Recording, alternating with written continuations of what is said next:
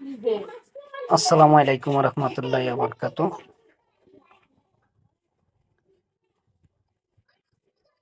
কেমন আছেন সবাই?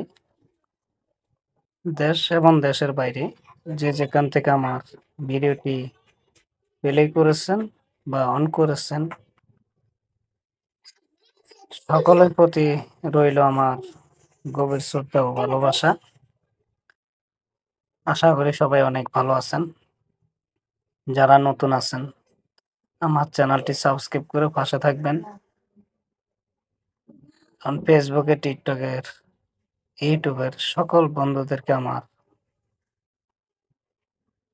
অভিনন্দন। তো আমি কিছু কথা বলবো। আসলে এখানে বোঝার কিছু ব্যাপার আছে। ওই যে একটা কথা আছে না, মুরব্বীরা বলে, বুঝলে তাল গাছ, না বুঝলে বাল গাছ। আসলে কথাটা ঠিক সেরকম। তো আমি ভিডিওটা দেখাবো, শুধু জাস্ট সেলেম ভাইয়ের একটা ভিডিও আপনারা দেখবেন। এই সেলেম ভাইয়ের এই ভিডিওটা আপনারা দেখেন। সে জালমুড়ি বেচতে যায় সে কথাগুলা কি বলেছেন, আর শুনে তার কথাগুলা শুনে সুন্দর একটা মতামত দিবেন। আসলে কিসের জন্য কিসের জন্য সে যে কথাগুলা বলছে, কিসের জন্য বলছে, আপনার আমার ভালোর জন্য না অন্যের ভালোর জন্য? আশা করি আপনারা ভিডিওটি দেখলে বুঝতে পারবেন, জানতে পারবেন সেলিম ভাই আসলে কথাগুলা কি বলছে। আসলে উনি একজন কন্টেন্ট ক্রিয়েটর, এখন বর্তমানে উনি ভাইরাল একজন মানুষ। আমরা কম বেশি সবাই ওনাকে চিনি। তাই আমি ওনার এই সামান্য এই ভিডিওটা আপনাদেরকে শো করলাম। আশা করি ভিডিওটা দেখার পর আপনারা একটা সুন্দর একটা মতামত দিয়ে যাবেন। আসলে ওনার কথাগুলা কি ছিল বা কিসের জন্য কথাগুলা বলছে, আপনার আমার সকলের ভালোর জন্য কথাগুলা বলছে। তো ভিডিওটি আপনারা দেখেন, এই ভিডিওটি দেখেন আপনারা। যদি ভিডিওটি ভালো লাগে সুন্দর একটা কমেন্ট দিয়ে যাবেন। ধন্যবাদ।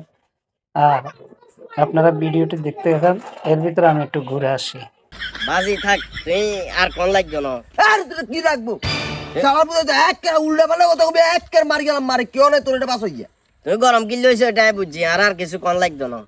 তুই গরম হয়েছ যাতে করে তুই আর টেয়া না দি বাইসতে আরো 100% শিওর। আর কিছু কোন লাগতো না।